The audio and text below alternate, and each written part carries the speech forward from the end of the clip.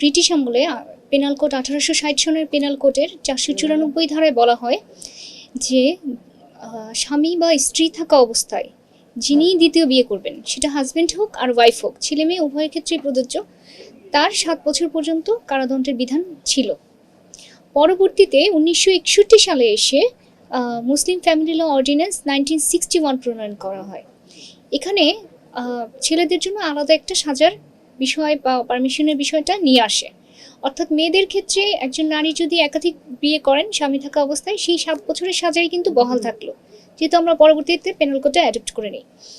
কিন্তু ছেলেদের ক্ষেত্রে এখানে মুসলিম ফ্যামিলি ল অর্ডিন্যান্স 1961 প্রযোজ্য হবে, যেহেতু এটা নতুন আইন।